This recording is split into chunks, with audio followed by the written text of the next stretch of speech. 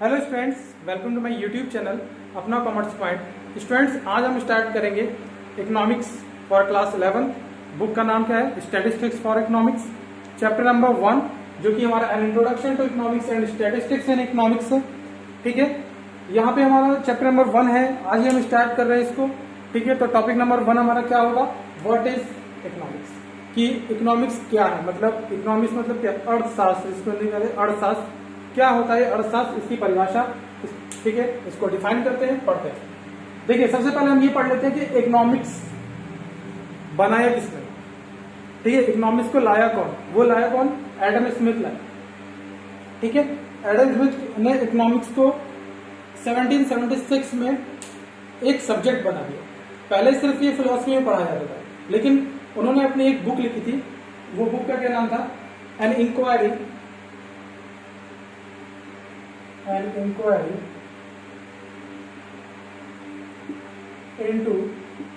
the nature and causes of wealth of nation। ठीक है, इन्होंने ये बुक लिखी थी, an inquiry into the nature and causes of wealth of nation.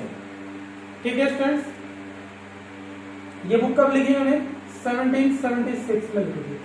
और इस बुक में उन्होंने डिस्कस किया था वेल्थ ऑफ इकोनॉमी के बारे में। मतलब इन्होंने ये बताया था कि जो इकोनॉमी है, ठीक है, जो इकोनॉमी है उसमें पूरी तरह से इन्होंने फोकस किया था वेल्थ को लेकर। इकोनॉमी में वेल्थ को लेकर फोकस किया था।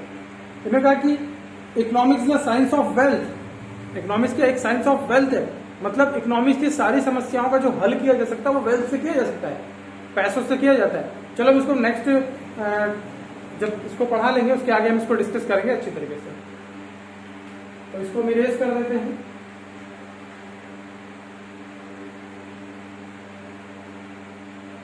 देखिए, अब हम पढ़ते हैं इकोनॉमिक्स क्या है।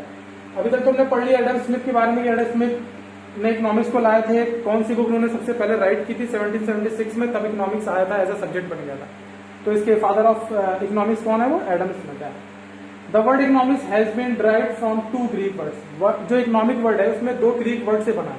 पहला है ओइक्स, जिसको कहते हैं हाउस होल्ड, और दूसरा है नेमिंग, इसको हम मैनेजमेंट कहते हैं, that is house hold management. लेकिन ये एक नैरो कॉन्सेप्ट हुआ।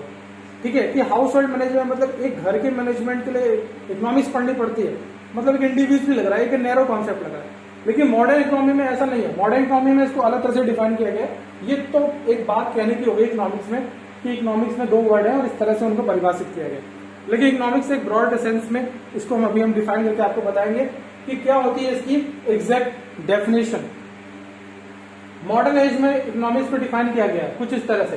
Economics the science of human behaviour concern with the allocation of stars. Means economics क्या है? एक ऐसा सब्जेक्ट है, ये एक ऐसा विषय है, ठीक है, या इसको ऐसा विज्ञान है जिसमें हम क्या पढ़ते हैं? ह्यूमन बिहेवियर के बारे में पढ़ते हैं, जो कि उस किस तरह का ह्यूमन बिहेवियर जिस चीज से बिलोंग करता है वो बिलोंग करता है एलोकेशन ऑफ स्टार्स मीन्स। ठीक है, स्टार्स का मतलब होता है कमी। क्या होता है? कमी होता है। और मीन्स का मतलब होता है रिसोर्सेस। ठीक है, रिसोर्सेस मतलब पैसा, वेल्थ। ठीक है, stars means in such a manner that consumer can maximise their satisfaction, producer can maximise their profits and the society can maximise its social welfare. ये होती है पूरी डेफिनेशन इकोनॉमिक्स की। तो चलिए इसको फिर से समझते हैं। देखिए, इकोनॉमिक्स क्या है? एक ऐसा विज्ञान है जिसमें ह्यूमन बिहेवियर के बारे में स्टडी की जाती है। ह्यूमन बिहेवियर के बारे में स्टडी की जाती है, जिसमें हम ये देखते हैं कि जो ह्यूमन बिहेवियर, जो ह्यूमंस हैं, उनके पास जो लिमिटेड रिसोर्सेस होते हैं। क्या होते हैं? Limited resources. शॉर्ट में लिख देते हैं LR। लिमिटेड रिसोर्सेस होता है, उसके बिहाफ में अनलिमिटेड बॉन्ड्स हैं। अनलिमिटेड बॉन्ड्स, इसको भी फुल लिख देते हैं।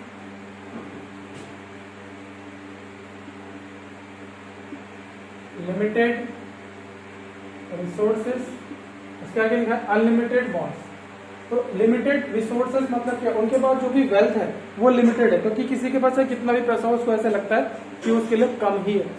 तो लिमिटेड रिसोर्सेस है और उससे और उसकी वांट्स क्या है, अनलिमिटेड। जो इसकी डिजायर है वो अनलिमिटेड है, तो वो अपने जो लिमिटेड रिसोर्सेज है ना वो उस तरह से उनको एलोकेट करे जिससे कि उसकी जो वांट्स है, जिसकी लिमिटेड वांट्स है वो पूरी तरह से लगभग वो सेटिस्फाई उनको कर ले। ठीक है, तो इसी टेक्निक को, इसी चीज की जो हम स्टडी करते हैं उसको हम इकोनॉमिक्स कहते हैं। ठीक है, ये तो किसी इंडिविजुअल के बारे में हमने बात कर ली। अब इंडिविजुअल मतलब एक कंज्यूमर के बारे में बात कर ली कि कंज्यूमर के पास क्या है, लिमिटेड रिसोर्सेस है, लेकिन उसकी डिमांड जो है, जो उसकी वांट्स है वो अनलिमिटेड है। ठीक है, तो यहां पर एक चीज क्रिएट होती है, चॉइस। क्या क्रिएट हो जाता है, चॉइस। अब उसके बाद जो लिमिटेड रिसोर्सेज है उनसे वो वही चीजें परचेस करेगा जिससे कि उसकी जो सेटिस्फैक्शन है वो फुलफिल हो सके, तो उसके लिए वो चॉइस करेगा। क्या करेगा, चॉइस। चॉइस मतलब सिलेक्शन करेगा, अल्टरनेटिव यूजेस करेगा, जो भी अवेलेबल रिसोर्सेस उसके पास उससे वो क्या करेगा, चॉइस करेगा। ठीक है, कि उसको क्या चीजें खरीदने से उसकी जो सेटिस्फैक्शन है वो पूरी तरह से फुलफिल हो सकती है। ठीक है, क्योंकि जैसे कि मान लीजिए कि अगर किसी के पास 100 रुपए हैं, 100 रुपए, तो 100 रुपए से वो क्या क्या खरीद सकता है, 100 रुपए तक की चीजें खरीद सकता है। अगर उसके पास 1000 है तो 1000 रुपए तक की। इससे अगर उसके पास 1 करोड़ रुपया भी हो जाएगा तब भी उसको लगेगा मैं 1 करोड़ रुपए की तक की चीजें खरीद सकता हूँ, उसके ज्यादा मैं कुछ खरीद नहीं सकता। जैसे किसी के पास अगर साइकिल है तो वो बाइक से चलने की कोशिश करता है, बाइक है तो कार चाहिए, कार है तो फिर और अच्छी कार चाहिए, और अच्छी कार से फिर वो सोचता है कि मैं हेलीकॉप्टर ले लूं अपना, या कोई प्राइवेट प्लेन ले लूं। तो ये वांट्स है ना, ये कभी खत्म ही नहीं होती, इच्छाएं कभी खत्म नहीं होती। हमारे पास जो रिसोर्सेज है, जो हमारे पास धन है, जो पैसा है, वो उसके कंपैरिजन में हमेशा कम ही पड़ जाता है। तो वहां पे इसी को हम कहते हैं स्कैरसिटी, मतलब कमी। ठीक है, कि मतलब क्या, कि जो सप्लाई ऑफ रिसोर्सेस है, ठीक है, वो क्या है, वो कम पड़ जाता है हमारी डिमांड के आगे, हमारी डिमांड के आगे वो कम पड़ जाता है। तो वहां पे क्रिएट होती है स्कैरसिटी, इसको कहते हैं कमी, स्कैरसिटी इसको कहते हैं। और वहीं पे हमें करनी पड़ती है चॉइस, कि हमें कौन सी चीजें परचेस करें जिससे कि हमारी जो सेटिस्फैक्शन है वो फुलफिल हो सके। वहां पे हमें चॉइस करनी पड़ती है। तो ये पूरी ओवरऑल स्टडी जो होती है इसको हम इकोनॉमिक्स कहते हैं। इकोनॉमिक्स यही सब चीजों की जो प्रॉब्लम्स हो रही हैं, स्कैरसिटी आ रही है, जो ह्यूमन वांट्स फुलफिल नहीं हो पा रही है, तो उसके लिए इकोनॉमिक्स ने क्या किया, स्टडी करना शुरू कर दिया कि इनको कैसे खत्म किया जाए या किस तरह से इनको कम किया जा सके। जैसे कि एक कंज्यूमर क्या सोचता है कि उसको मार्केट से वो चीजें मिल जाए, सस्ते में मिल जाए और अच्छी चीजें मिल जाए, जिससे कि उसकी वांट्स जो है वो सेटिस्फाई हो जाए काफी हद तक। ठीक है, कि वो पैसे लेके मार्केट में जाता है तो उन्हीं सब चीजों को खरीदता है जिससे कि उसकी वांट्स जो है वो कहीं ना कहीं सेटिस्फाई हो जाए। ठीक है, लेकिन ये कभी हो नहीं सकता, लेकिन फिर भी वो कुछ चॉइस करता है, अपने जो भी अवेलेबल रिसोर्सेस हैं, जो उसके पास पैसा है, उससे वो चॉइस करता है कि कौन सी चीजें वो परचेस करे जिससे कि उसको ज्यादा से ज्यादा सेटिस्फेक्शन मिले। तो प्रोड्यूसर भी यही सोचता है कि वो क्या बनाए जिससे कि उसको मैक्सिमम प्रॉफिट मिल जाए। ठीक है, मतलब सब अपने मैक्सिमम सेटिस्फेक्शन के लिए सोचते हैं। इसी में यहां पर अल्टरनेटिव यूजेस होते हैं। ठीक है, अगर किसी भी जैसे मान लीजिए कि आपके पास जो भी पैसे हैं आपके पास, आप मार्केट में जाते हैं, कोई भी चीज खरीदते हैं। ठीक है, अगर मान लीजिए कि उससे भी अच्छी चीज आपको देखने को मिल जाती है कि वो बहुत अच्छी चीज उससे, लेकिन वो महंगी होती है, तो आप क्या करते हैं, आप ये सोचते हैं कि कुछ जितने पैसे आपके पास बजट के हिसाब से कोई अच्छी चीज परचेस करने की सोचते हैं जिससे कि आपका काम चल जाए। ठीक है, तो यही इसी चीज को स्टडी जो करते हैं, इकोनॉमिक स्टडी करती है, तो वही सारी चीजों का प्रोडक्शन भी होना चाहिए जिससे कि लोगों की मतलब मान लीजिए कि वो मेन जिसकी जो डिजायर है वो नहीं परचेस कर पा रहा, तो कुछ और ही उसके बदले में परचेस कर ले जिससे कि उसकी जो वांट्स है वो सेटिस्फाई लगभग हो जाए। समझ गए आप लोग? तो इसी को कहते हैं इकोनॉमिक्स, इसी की स्टडी करती है हमारा इकोनॉमिक्स। ठीक है स्टूडेंट्स, अब प्रोड्यूसर भी यही चीज करता है, अपने प्रॉफिट को मैक्सिमाइज करने के लिए वो वही चीजें बनाता है जिसकी ज्यादा मार्केट में डिमांड हो, लोग ज्यादा से ज्यादा उसको खरीदें, तभी तो उसके प्रॉफिट मैक्सिमाइज होगा। और यही इन सारी चीजों से क्या होगा, सोशल का वेलफेयर भी हो जाएगा, मैक्सिमाइज इट सोशल वेलफेयर। जब सभी लोगों की वांट्स लगभग सेटिस्फाई हो जाएगी तो कहीं ना कहीं सोशल वेलफेयर ही होगा।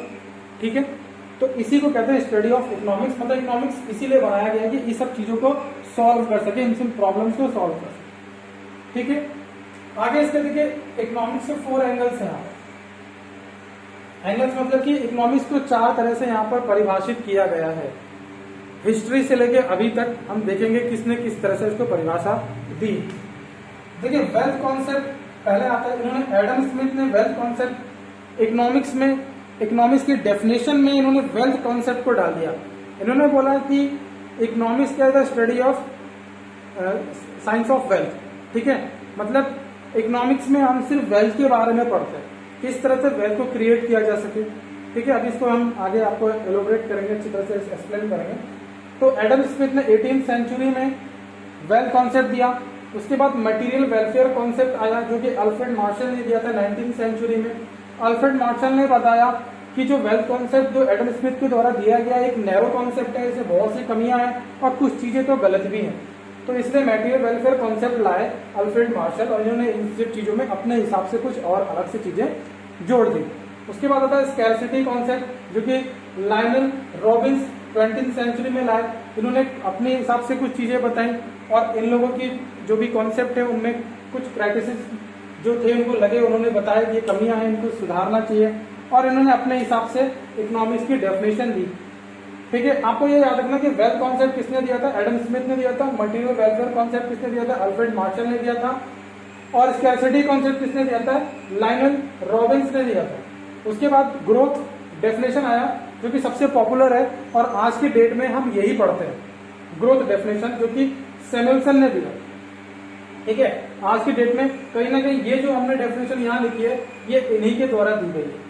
ठीक है, इन्हीं के द्वारा बनाई गई है, जिसमें 3 तरह के सेंट्रल प्रॉब्लम्स होती है। व्हाट टू प्रोड्यूस, क्या बनाए, how to produce, for whom to produce, मतलब क्या बनाए, कैसे बनाए और किसके लिए बनाए। तो ये सारी चीजें जो है ना वो यहीं से आती है। ठीक है, जो भी हम इकोनॉमिक्स में पढ़ते हैं कि सेंट्रल प्रॉब्लम क्या है, इनको कैसे रिमूव किया जा सके। ठीक है, जिस तरह से हमारी इकोनॉमी डेवलप हो सकती है, ग्रोथ कर सकती है, ये सारी चीजें जो हैं वो यहीं से आती है। तो आज के डेट में जो भी हम पढ़ते हैं वो यही डेफिनेशन हम अडॉप्ट करते हैं और इसी को हम पढ़ते हैं। अब हम स्टार्ट करेंगे आगे हमारा वेल्थ कॉन्सेप्ट। चलिए स्टूडेंट्स, अब हम आ जाते हैं मटेरियल वेलफेयर कॉन्सेप्ट पर, जो कि ये कॉन्सेप्ट किसने दिया है, ये कॉन्सेप्ट दिया है हमारे अल्फ्रेड मार्शल। ठीक है, अल्फ्रेड मार्शल जी ने दिया है ये कॉन्सेप्ट मटेरियल वेलफेयर कॉन्सेप्ट। ठीक है, देखिए मटेरियल वेलफेयर कॉन्सेप्ट है क्या चीज, पहले इसको हम समझ लेते हैं कि क्या चीज है ये है वेलफेयर ऑफ द सोसाइटी। ठीक है, देखिए ये पहले इकोनॉमिस्ट थे अल्फ्रेड मार्शल, जिन्होंने एडम स्मिथ की जो वेल्थ कॉन्सेप्ट डेफिनेशन थी उसको क्रिटिसाइज कर दिया। उन्होंने बोला कि ये गलत है। ठीक है, उन्होंने इस चीज को क्रिटिसाइज कर दिया और इन्होंने उसको क्रिटिसाइज करने के बाद अपना ये कॉन्सेप्ट पेश किया। ठीक है, ये कॉन्सेप्ट उन्होंने किस बुक के थ्रू पेश किया था, प्रिंसिपल ऑफ इकोनॉमिक्स, जो कि 1890 में इन्होंने इस बुक में लिखा। ठीक है, कौन सा कॉन्सेप्ट लिखा, मटेरियल वेलफेयर कॉन्सेप्ट। और इन्होंने बताया कि पैसा कमाना मतलब वेल्थ जो है सोसाइटी में इंपॉर्टेंस रखता है, लेकिन उससे पहले सोशल वेलफेयर इंपॉर्टेंस रखता है। इन्होंने पूरी तरीके से ये नहीं कहा था कि वेल्थ जो है इंपॉर्टेंस नहीं रखता सोसाइटी में, रखता है, लेकिन उससे पहले सोशल वेलफेयर होना जरूरी है। मतलब इन जो सोसाइटी का जो ग्रोथ है, जो डेवलपमेंट है, ठीक है, कहीं ना कहीं वो ज्यादा इंपॉर्टेंट होता है वेल्थ क्रिएशन से ज्यादा। ठीक है, तो पढ़ते हैं क्या लिखा इसमें। Alfred Marshall in his book principle of economics, जो कि 1890 में लिखी गई थी, याद रखेंगे 1890 में लिखी थी प्रिंसिपल ऑफ इकोनॉमिक्स बुक, किसके द्वारा लिखी गई थी, अल्फ्रेड मार्शल के द्वारा लिखी गई थी। आपको ये ऑब्जेक्टिव टाइप मतलब एमसीक्यू टाइप का क्वेश्चन आपको एग्जाम में से मिल सकता है। ठीक है, consider economics as a science of material welfare. इन्होंने बताया इकोनॉमिक्स क्या है, एक साइंस ऑफ मटेरियल वेलफेयर। ये बहुत इंपॉर्टेंट लाइन है students, economics as a science of material welfare. किसने कहा था, अल्फ्रेड मार्शल ने कहा था। उन्होंने बताया कि जो भी वेल्थ का क्रिएशन किया जाता है वो कहीं ना कहीं सोसाइटी पे उसका खर्चा होना चाहिए, मतलब कि वो अपनी वांट्स, ठीक है, कोई भी से कोई इंडिविजुअल पर्सन है जो भी वेल्थ का क्रिएशन करता है तो वो अपने नीड्स पर, ठीक है, जो उसकी रिक्वायरमेंट्स हैं उस पर उसको वो खर्च करे, ठीक है। इसी को कहीं ना कहीं कहते हैं कि सोसाइटी का वेलफेयर हो रहा है, वो उस पर अपने पैसों को लगाए, ठीक है। मतलब ऐसा नहीं है कि सिर्फ पैसे ही कमाते जाए, वेल्थ कोई जनरेट करते जाए तो सोसाइटी का वेलफेयर होगा, ऐसा नहीं है। जब तक कि वो उसके द्वारा कमाया हुआ पैसा जब वो अपने वेलफेयर भी यूज करेगा, तो इसी तरह से सभी लोग यूज करेंगे, तभी जाके सोसाइटी का वेलफेयर हो पाएगा, ठीक है। आगे क्या लिखा है इसमें, according to him wealth is a secondary in society as compare to man. Wealth को सेकेंडरी पे रखा गया है, ठीक है, और वेल्थ को सेकेंडरी पे और मैन को फॉरमोस्ट मतलब पहले रखा गया। फर्स्ट एंड फॉरमोस्ट इंपॉर्टेंट जो है यहाँ पर वो है मैन मतलब सोसाइटी, देन उसके बाद वेल्थ आता है। सोसाइटी का वेलफेयर क्रिएशन ये ज्यादा इंपॉर्टेंट है वेल्थ क्रिएशन से, ऐसा कहा था अल्फ्रेड मार्शल ने, ठीक है, अपनी बुक में प्रिंसिपल ऑफ इकोनॉमिक्स। आगे लिखा है economics is the study of Mankind. Economics क्या है, स्टडी करती है मैनकाइंड को, मतलब वो लोगों के बारे में स्टडी करती है, मतलब किसी भी व्यक्ति के बारे में स्टडी करती है कि वो किस तरह से वेल्थ का क्रिएशन करता है, किस तरह से वो कंजप्शन करता है, क्या उसकी नीड है, क्या उसकी वांट्स है, कैसे वो सेटिस्फाई करता है अपनी वांट्स को, ये सारी चीजें, ठीक है। वो हमारा इस जो अल्फ्रेड मार्शल ने जो हमें कॉन्सेप्ट बताया है मटेरियल वेलफेयर कॉन्सेप्ट, उसमें ये सारी चीजें उन्होंने बताई। It examines that part of individual and social action which are most closely connected with the attainment and with the use of material requisites of well-being। वही सारे चीजें कि ये क्या एग्जामिन कर रहा है, ये सोसाइटी का या किसी इंडिविजुअल का वो पार्ट स्टडी करता है जहां से ये सारी चीजें पता चलती हैं कि वो किस तरह से सरवाइव कर रहे हैं सोसाइटी में, ठीक है। क्या उनका वेल्थ क्रिएशन है, क्या उनका कंजप्शन है, किस तरह से के प्रोडक्ट मतलब उनको चाहिए जिससे कि उनकी वांट्स फुलफिल हो सके, कहीं ना कहीं पूरा सोशल वेलफेयर कैसे होगा, ये सारी चीजें स्टडी की गई, ठीक है। आगे लिखा है इसमें जो फीचर्स हैं वो है study of ordinary business of life, ठीक है, कि मतलब कि किस तरह से हम किसी भी पर्टिकुलर व्यक्ति के बारे में या सोसाइटी के बारे में स्टडी करते हैं, ठीक है, उनसे रिलेटेड जो भी स्टडी करते हैं उनके वेलफेयर के लिए वो इसमें आता है। Study of material welfare, material welfare से मतलब है कि जो उनकी वांट्स हैं, जो उनकी नीड्स हैं, उनको क्या चाहिए, ठीक है, किस तरह के प्रोडक्ट्स चाहिए, ठीक है, अपने वेल्थ को वो उस चीज पर खर्च करें, ना कि वेल्थ क्रिएशन के पीछे भागे। वेल्थ क्रिएशन के पीछे भागे ठीक है, लेकिन इतना ना भागे कि वो अपनी नीड्स वांट्स को ही भूल जाए। मतलब सारी खुशियां वेल्थ पे ही नजर नहीं आती है, सोसाइटी में भी है, ठीक है। अपनी सोसाइटी को भी साथ में लेके चलें, सोशल वेलफेयर को भी साथ में लेके चलें, अपने खुद के वेलफेयर को भी साथ में लेके चलें, ठीक है। वो सारी चीजें वो ध्यान में रखें जिससे कि सोशल वेलफेयर किया जाता है। आगे लगा ये एक सोशल साइंस है। सोशल साइंस क्यों है? क्योंकि सोशल वेलफेयर पे स्टडी करती है, ठीक है, सोसाइटी के वेलफेयर पे स्टडी करती है। वेल्थ क्रिएशन को इन्होंने सेकेंडरी रखा है और सोसाइटी वेलफेयर को फर्स्ट पे रखा है, तो कहीं ना कहीं ये क्या हुआ, सोशल साइंस हुआ। तो इसका कंक्लूजन क्या निकल के आया इस पूरे कॉन्सेप्ट का कि अल्फ्रेड मार्शल ने जब देखा कि एडम स्मिथ ने वेल्थ कॉन्सेप्ट दिया है, मतलब उन्होंने बोला वेल्थ वेल्थ वेल्थ, मतलब पैसा कमाओ, वेल्थ क्रिएट करो, इकोनॉमी डेवलपमेंट अपने आप हो जाएगा, सोसाइटी का अपने आप वेलफेयर हो जाएगा, कंट्री का ग्रोथ हो जाएगा, इकोनॉमी डेवलप होने लगेगी वेल्थ के क्रिएशन करने, सिर्फ वेल्थ के क्रिएशन। ऐसा एडम स्मिथ ने अपनी कॉन्सेप्ट में, अपनी डिफिनेशन में बताया। लेकिन बाद में अल्फ्रेड मार्शल ने बोला ऐसा नहीं है, ऐसा नहीं है कि सिर्फ वेल्थ के ही क्रिएशन से ही इकोनॉमी का डेवलपमेंट किया जा सकता है, सोशल वेलफेयर भी जरूरी है। हमें एक पर्टिकुलर इंसान के बारे में भी स्टडी करना चाहिए, उनके बारे में भी देखना चाहिए कि उनको एक्चुअल में किस तरह से वो मतलब सेटिस्फाई होंगे, उनको क्या चीज चाहिए, ठीक है, उनके कंजप्शन से रिलेटेड, उनकी इनकम से रिलेटेड, ठीक है, कि वो कितना अर्न करते हैं, उसको कहाँ खर्च करते हैं और किस तरह की डिमांड करते हैं, ये सारी चीजें भी हमें पढ़नी चाहिए। ठीक है, तो इसलिए अल्फ्रेड मार्शल ने मटेरियल वेलफेयर कॉन्सेप्ट, जिसको वेलफेयर ऑफ द सोसाइटी भी आप समझ सकते हैं, वेलफेयर ऑफ द सोसाइटी मतलब यही मटेरियल वेलफेयर कॉन्सेप्ट, एक अल्टरनेटिव नाम है ये मटेरियल वेलफेयर कॉन्सेप्ट। ठीक है, तो आई होप आपको ये टॉपिक अच्छे तरह से समझ में आ गया होगा। अब हम अपना नेक्स्ट कॉन्सेप्ट चलते हैं स्कैरसिटी कॉन्सेप्ट की तरफ, जो कि किसने दिया था, जो कि दिया था लाइनल रॉबिन्स। चलिए स्टूडेंट्स, अब डिस्कस करते हैं स्कैरसिटी कॉन्सेप्ट को, जो कि किसने दिया था, लाइनल रॉबिन्स ने दिया। इन्होंने इकोनॉमिक्स को कुछ इस तरह से डिफाइन किया, वहां पे इन्होंने बताया इकोनॉमिक्स के डेफिनेशन में कि स्कैरसिटी होता है वहां पर। ठीक है, इकोनॉमिक्स की डेफिनेशन उन्होंने क्या बोला कि वहां पर क्या है, स्कैरसिटी है। ठीक है, देखते हैं इनकी definition. Lionel Robbins propounded an alternative concept of economics famously known as scarcity concept. इन्होंने इकोनॉमिक्स में क्या डाल दिया, स्कैरसिटी कॉन्सेप्ट डाल दिया। अब ये स्कैरसिटी का मतलब क्या होता है, अभी हम इसको डिस्कस कर लेंगे।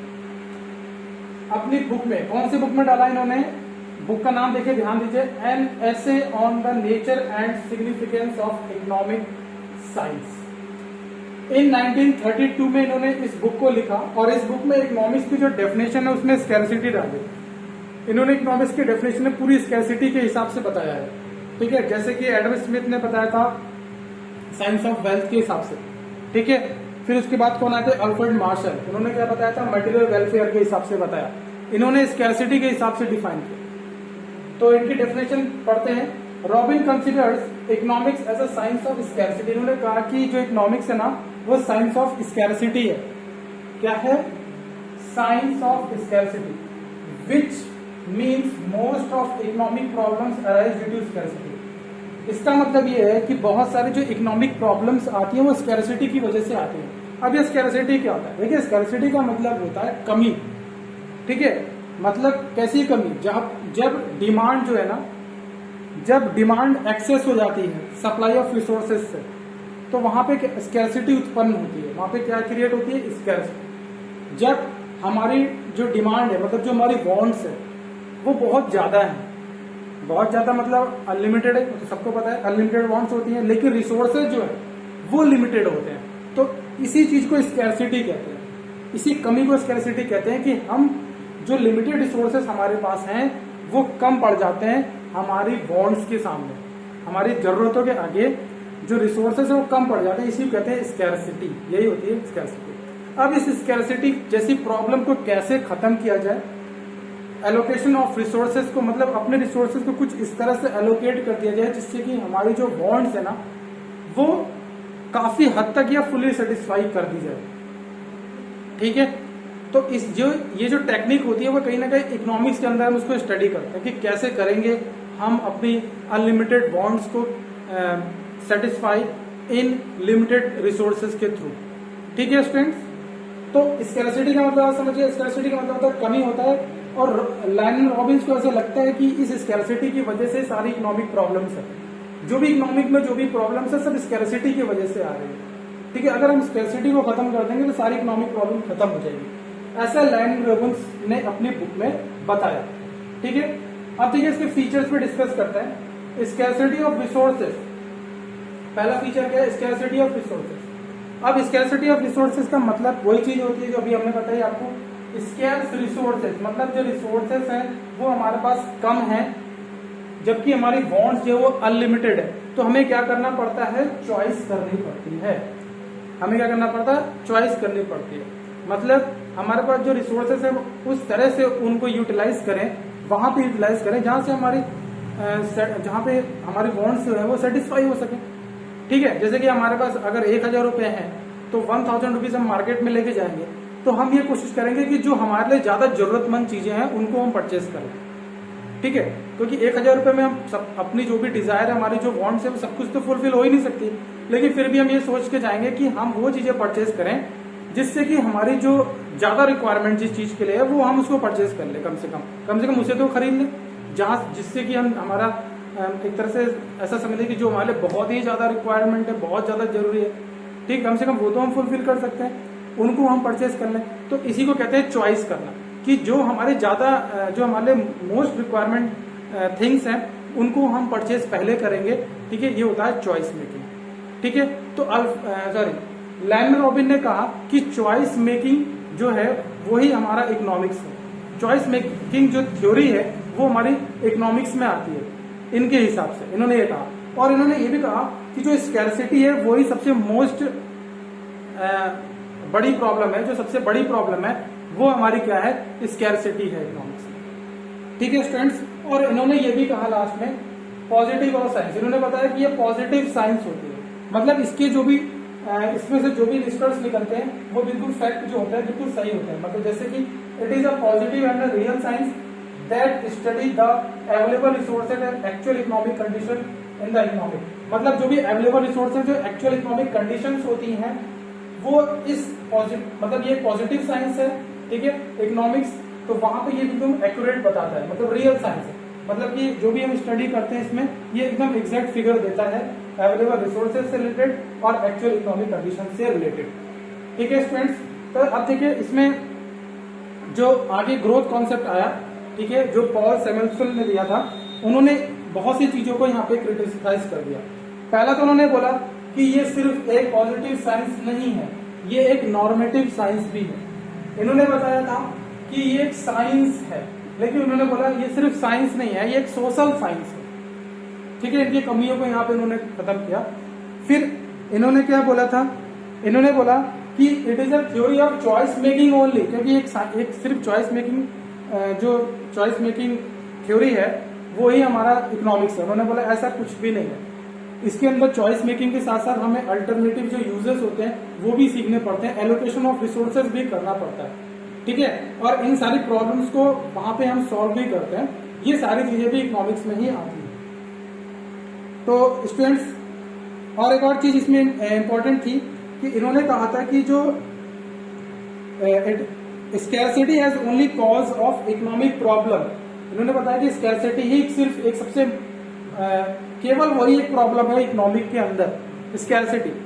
तो अब आगे जो ग्रोथ डेफिनेशन में जो पॉल सैमुएल्सन ने कहा कि भाई ऐसा नहीं है कि स्कैरसिटी ही सबसे मोस्ट मतलब मोस्ट इम्पॉर्टेंट प्रॉब्लम, मतलब ये एक महत्वपूर्ण जो हमारी